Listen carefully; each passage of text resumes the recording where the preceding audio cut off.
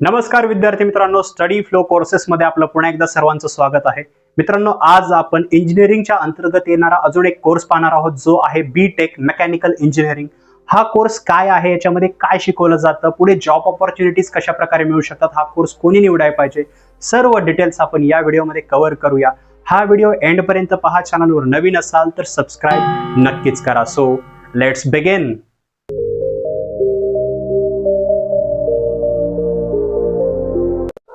तर आता शॉर्ट मध्ये पाहूया की हा कोर्स काय आहे. म्हणजेच बी.टेक मेकॅनिकल इंजिनिअरिंग बद्दल तुम्ही ऐकून असाल.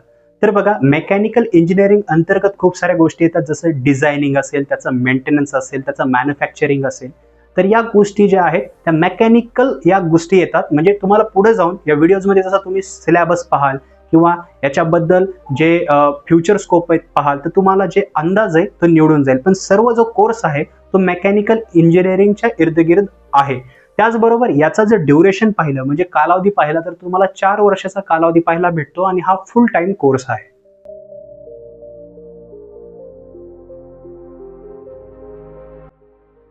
आता या कोर्ससाठी शैक्षणिक पात्रता काय लागते ती पाहूया. तर बघा, 12वी पास आउट विद्यार्थी याच्यासाठी जे आहे ते ऍडमिशन घेऊ शकता.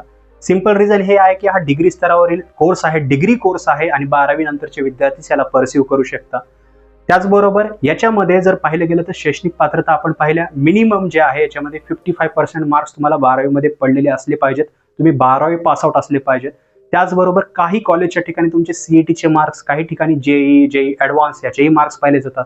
किंवा मोस्ट ऑफ कॉलेजेस 90% प्लस असे कॉलेजेस आहेत जिथे तुम्हाला तुमच्या मार्क्सच्या बेसिसवर जे आहे ते इझिली ऍडमिशन मिळून जाते. पण शैक्षणिक पात्रता जर पाहिली तर तुम्हाला मिनिमम 55% मार्क असले पाहिजेत आणि पीसीएम हा विषय म्हणजे मॅथ हा विषय तुमचा 12वी मध्ये असला पाहिजे.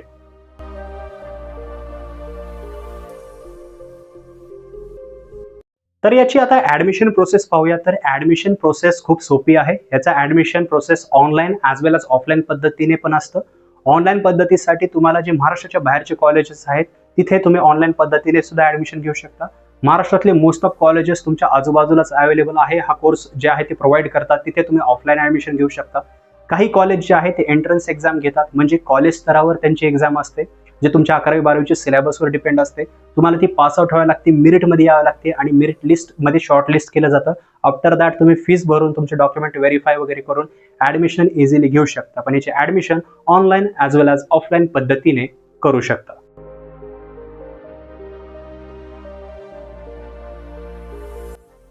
तर या कोर्सच्या कालावधीबद्दल आपण पाहूया. तर याचा कालावधी तुम्हाला 4 वर्षाचा पाहायला भेटतो, ॲज आय सेड बिफोर. पण 4 वर्ष जे आहे ते तुम्हाला रेग्युलर कॉलेज करणं हे महत्त्वाचं असतं. याच्यामध्ये कोणताही डिस्टन्स कोर्स अवेलेबल नाहीये, तुम्हाला रेग्युलर कॉलेजमध्ये जावे लागेल.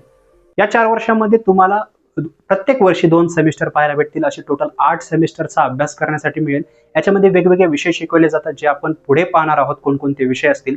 पण हे 8ही सेमिस्टर तुम्हाला पास आउट असणे गरजेचे आहे. शेवटच्या वर्षामध्ये कॅम्पस येतात, कारण हे इंजिनिअरिंगचे कॉलेजेस असतात. इंजिनिअरिंगचा डिग्री कोर्स आहे, तर कॅम्पस येतात. कॅम्पस थ्रूही तुमचा जॉब लागू शकतो किंवा हे डिग्री सर्टिफिकेट मिळालं तर तुम्ही फर्दर स्टडीजसाठी जे आहे ते इझिली यूज करू शकता.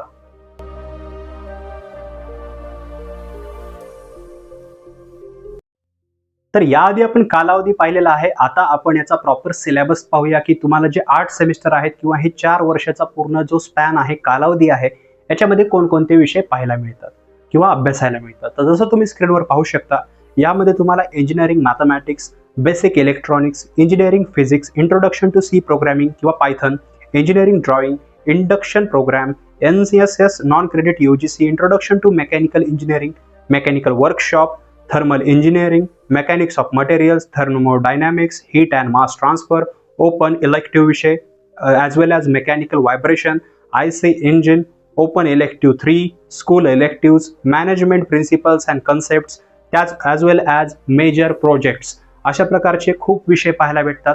आता विस्तृत जर तुम्हाला सब्जेक्ट पाहिजे असतील, त्याचबरोबर कॉलेज पाहिजे असतील, तर या सर्वांची जी लिस्ट आहे किंवा जे डिटेल्स आहेत मी डिस्क्रिप्शनच्या लिंकमध्ये दिलेले आहेत, तिथे क्लिक करून तुम्ही कॉलेज, त्यांची फीस किंवा प्रत्येक सेमिस्टरनुसार तुम्हाला कोणकोणते सब्जेक्ट अभ्यासायला भेटणार आहेत या पूर्ण 4 वर्षामध्ये, तर हे डिटेल माहिती तिथं वाचा मिळेल. So make sure hit the first link in the description to read about this.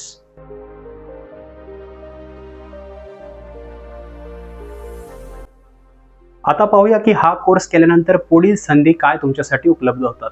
तर विद्यार्थी मित्रांनो, हा कोर्स कंप्लीट केल्यानंतर पुढे तुमच्यासाठी खूप साऱ्या संधी आहेत. हा डिग्री कोर्स कंप्लीट केल्यानंतर तुम्ही हायर स्टडीजसाठी जे आहे ते ट्राय करू शकता किंवा हायर स्टडीज करू शकता, जे की आहे पोस्ट ग्रॅज्युएशन, किंवा तुम्ही प्रायव्हेट स्तरावरही जॉब्स करू शकता. खूप साऱ्या जॉब्स अवेलेबल आहेत, जसं मेकॅनिकल इंजिनियर, मेंटेनन्स किंवा खूप सारे इंजिनिअरिंगचे पद आहेत किंवा याच्यामध्ये जे जॉब रोल्स आहेत ते अवेलेबल आहेत. ॲज वेल ॲज तुम्ही ह्या डिग्रीचा वापर करून जे इंडियन रेल्वेज आहेत किंवा जे डिफेन्स सेक्टर आहे इंडियन गव्हर्नमेंटचं, तर तिथं सुद्धा ट्राय करू शकता. पण त्यासाठी डेडिकेशन महत्त्वाचं आहे, अभ्यास महत्त्वाचा आहे. त्याच्यामध्ये सुद्धा एक्झाम्स होतात जे पर्टिक्युलरली तुमच्या ह्या मेकॅनिकल इंजिनिअरिंगच्या अभ्यासक्रमावर आधारित असतात. तर तुम्ही एक decent government job as well as private सेक्टरमध्ये जॉब करू शकता, किंवा तुम्हाला अजून नॉलेज गेन करायचं आहे तर तुम्ही हायर स्टडीजसाठी सुद्धा जाऊ शकता. तर याच्यामध्ये करिअरच्या संधी खूप साऱ्या अवेलेबल आहेत.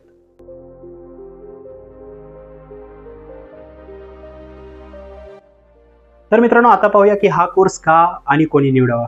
तर विद्यार्थी मित्रांनो, जर तुम्हाला मेकॅनिकल इंजिनिअरिंग हा सब्जेक्ट आवडत असेल, जर तुम्हाला मेकॅनिकल गोष्टी आवडत असतील, त्याचं मेंटेनन्स किंवा त्याच्यामधले जे इक्विपमेंट्स कसे काम करतात, ते पूर्ण फंक्शन कसं करतं, किंवा याच्यामधून तुम्हाला पुढे जायचं असेल, जसं गव्हर्नमेंट सेक्टरमध्ये जॉब करायचं असेल, डिफेन्समध्ये किंवा इंडियन रेल्वेजमध्ये, किंवा तुम्हाला एक मेकॅनिकल इंजिनियर किंवा मेंटेनन्स इंजिनियर अशा प्रकारच्या पदांवर काम करायचं असेल, तर हा कोर्स तुमच्यासाठी डिझाईन केला गेलेला आहे.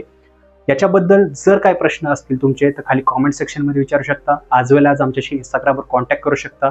याच्या कॉलेजेसबद्दल, याच्या जॉब रोल्सबद्दल, त्याच्यामध्ये किती पॅकेज मिळू शकतं आणि पूर्ण सिलेबस आणि इतर माहिती जी आपण या व्हिडिओमध्ये डिस्कस करू शकत नाही, तर हे सर्व डिटेल्स मी डिस्क्रिप्शनच्या लिंकमध्ये दिलेली आहे. ती पहिली लिंक क्लिक करून तुम्ही सर्व ज्या डिटेल्स आहेत त्या रीड करू शकता, आणि काही जर अडचण येत असेल तर तरीही तिथेही आमच्याशी कॉन्टॅक्ट करू शकता.